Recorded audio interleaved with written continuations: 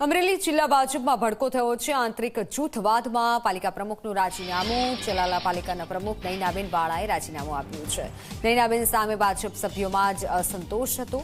1 મહિના પહેલા નયનાબેન સામે અવિશ્વાસની દરખાસ્ત પણ થઈ હતી।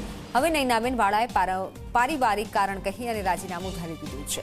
તો અમરેલી કલેક્ટરે મંજૂર કર્યું છે નયનાબેન વાળાનું રાજીનામું।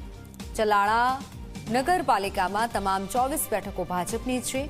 ભાજપ શાસિત આ પાલિકામાં જ ભડકો થયો છે। નયનાબેને રાજીનામું આપી દીધું છે। ફોનલાઈન પર સંવાદદાતા કેતન બગડા જોડાઈ ચૂક્યા છે। કેતન, શું કારણ સામે આવ્યું છે? હાલ તો નયનાબેને પારિવારિક કારણ સામે ધર્યું છે, પણ સાચું કારણ શું છે? બિલકુલ મિત્તલ, ચલાલા નગરપાલિકામાં ભડકો થયો છે। ચલાલા નગરપાલિકા ભાજપ શાસિત હતી। ચલાલા નગરપાલિકાના પ્રમુખ નયનાબેન વાળાએ આજે રાજીનામું આપી દીધું છે। ચલાલા નગરપાલિકાની જે 24 બેઠક હતી તે 24 બેઠક ઉપર ભાજપ ભગવો લઈ રહ્યો હતો અને ભાજપની સીટ હતી, ભાજપની નગરપાલિકા હતી।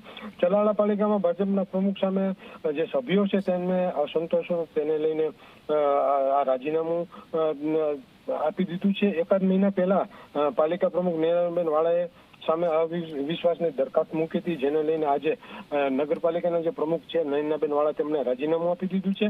અમરેલી કલેક્ટર દ્વારા આ રાજીનામું સ્વીકારી લેવામાં આવ્યું છે। પાલિકા પ્રમુખ નયનાબેન વાળાએ કલેક્ટરને કૌટુંબિક કારણ ધરીને આ રાજીનામું આપે છે તેવી માહિતી આપી હતી। જી બિલકુલ, આભાર માહિતી બદલ કેતન।